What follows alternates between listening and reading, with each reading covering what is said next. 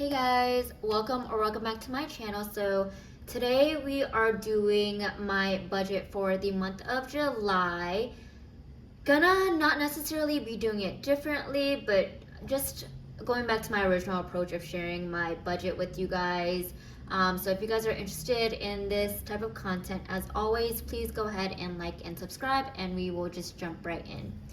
All right, so like I said, the past 2 months I have really shared all of my numbers with you guys, my real numbers, and it was kind of freeing in a way just to, like, everyone was so supportive of the transparency, and I really appreciated that. But just kind of a quick reason why I won't be sharing my salary anymore is honestly just for privacy reasons for my job, my position, my salary, whatever. I just won't be sharing that going forward. But everything I do, how I approach my budget is still the same. So hopefully that kind of doesn't stop you guys from like understanding how I do my budget. And obviously I'm not a financial planner. I don't claim to be. But if there's anything that you guys can kind of take away from that, any like tips or whatever, and how I share my budget, that just still makes me happy. So without further ado, let's just jump into my budget. So I know I said last month I was super excited for June, and I was because it was like my birthday month, but July I'm super excited for because it literally is my golden month. And what I mean by that is I get paid 3 times in the month of July, which is honestly much needed. So I get paid on the 1st, I get paid bi-weekly, so I get paid on the 1st, on the 15th, and then I believe the 29th. So again, 3 times, and it'll give me a little bit of wiggle room for this month to kind of go up and down with my numbers a little bit in terms of my variable expenses. So we will just start off by kind of taking a look at our income. And just before I start, if you guys are interested in my budget template, insert whatever, please feel free to visit my Etsy shop, if this is something that you would like to use. Anyway, jumping right in, we'll start with we'll start with our income. So again, I have listed all of my paychecks that I'm getting this month, and then a line item for additional funds. So with additional funds, I think it's something I repeat kind of on a monthly basis, but if there's like any additional money that comes in, for example, like Poshmark, if I sell like jeans or whatever and I get like $10, I'll add that into my additional funds. But I always budget for $0 as if I'm not expecting any money to come in. That way I won't kind of be surprised if I don't have any money, because like I budgeted for 0 income for that month. But then if I do get money, then I can do whatever I want with that money, if that makes sense. So that's that for my income. And after that, I'll total my income and add that total down here in this planned column. So once I'm done with that, I go into my fixed expenses, and hopefully you guys are able to see. I don't like zooming in so much, but we'll see how this works out. So, all right, starting with my rent. So if you guys have been following, you'll know that I am re-upping my lease to my apartment. So fortunately, I guess, my rent only went up. I say only, but like it went up, but by not as much as you would expect. So my rent only went up $100. Essentially, it was $100 change from my first lease. So I'm okay with that because I know a lot of my friends, those in my area that are like renewing their lease, they're getting their rent bumped up like $300-$400. So like I'm okay with $100 increase. So my rent now is, I believe, $17.05, and then my rent insurance, I guess I will zoom in just a little bit for you guys to see. Hopefully that's better. All right, so my rent insurance is $14.50. All right, giving is 800, not 800. It used to be 800, so it's $650 for this month. Toyota is $299.94. As always, this is the payment that I make every single month. Chase for this month, I think my Chase is $254 this month. If it's off, then I will just go back and use whiteout. Spotify is $9.99. Apple, which is my iCloud storage, that's 99 cents. Xfinity is my internet, and that's $59.99. Verizon is kind of my family plan, so me, my mom, and my dad that I pay for. That is actually, let me double check. Okay, so that is $149.04 every month. Utilities I haven't gotten yet just because I'm doing my budget a little bit early. I don't know. I'm just gonna put $150 for right now because it's been really, really hot here. Like 80, like high 80s, low 90s. So I've had my air conditioner on, so I'm just gonna budget for $150.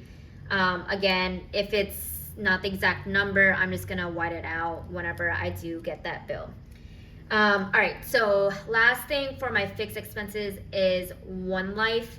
So One Life is my gym membership. I actually did make the decision.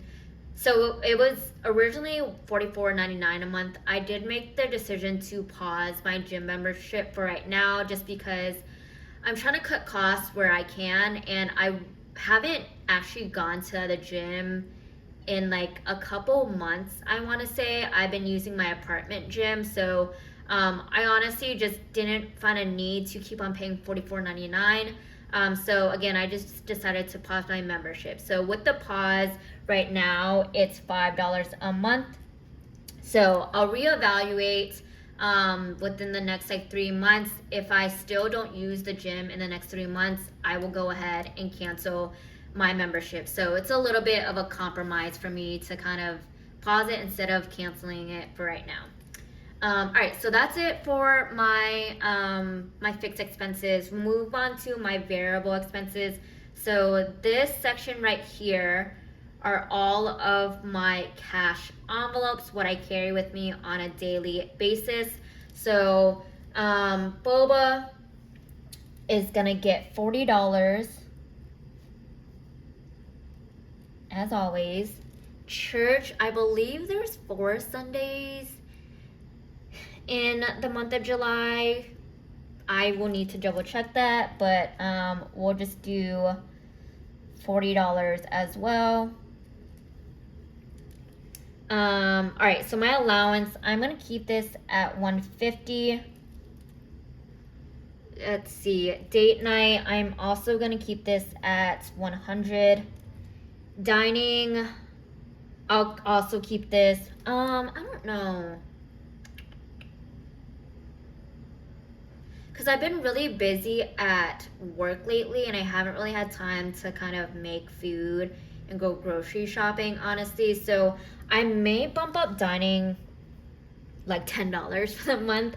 So I'll do $160 here. Okay. And then gas, I'm going to leave at $100. $150 every 2 weeks seems to be working out for me now. So I'm going to leave it at that. And then groceries, I'm just gonna leave groceries at $160. So hopefully that works this month. Again, if you're finding you're going over budget in your cash envelope categories, it's literally like, don't keep on kind of restricting yourself. I know we're on a budget, but like if like there's just no point in you saying like, oh, okay, I'm gonna keep myself to $50 knowing that you're gonna spend whatever amount on dining, like knowing you dine out a lot. Obviously, like we do want to kind of keep our cravings in or whatever and limit ourselves sometimes, but like at least make your budget realistic is all I have to say. So that's kind of like my little spiel there. All right, so transportation, which is like parking, Uber, you know, like meter and all of that. I'm gonna leave this. Let's just do 75 for this month because I have a little bit of wiggle room with my extra paycheck. So I'm gonna leave that as that. My buffer account, which is like unbudgeted stuff, obviously budgeting for 0. And then last two things for my variable expenses are sinking funds and debt avalanche. So sinking funds, usually I do $680 a month. For July, because I have my extra paycheck, I'm gonna bump this up to $800, and hopefully I can do that. So $400 every paycheck, I guess, or every 2 weeks. So that's that. And then debt avalanche. I just did my debt confession update video, I guess, and I mentioned that I'm not gonna spend or focus so much on paying off my debt aggressively, because I'm kind of switching gears a little bit and I want to focus with everything that's going on nowadays. I do want to focus on my savings, my emergency fund, and all of that. And also I did just purchase a MacBook, so I kind of want to pay myself back from my emergency fund, or I guess I did with my sinking funds that I like restarted and took out, but I do kind of want to like pay myself back in a way. So for debt avalanche, the extra payment amount, we're just gonna do $450 because I feel like that's still a lot. That's still a good balance, and that's including the minimum, or like not including, but like in addition to the minimum payment that I have to pay. So that is pretty much it for my budget. You know, once you add up all of your fixed and variable expenses, you're gonna total that and place that in the planned column here. And then any savings. I like to keep my savings, like emergency and all of that, separate from, you know, my sinking funds. It's more kind of like what I, you know, put from my paycheck into my savings automatically, or my emergency fund automatically. So I keep that separate. So you can just use income and expenses, or you can use all three categories. But at the end of it all, income, and this is like my equation. So income, and I'm like writing this all wonky. So income minus expenses minus savings should equal up to 0, like a zero-based budget. Do you know what I mean?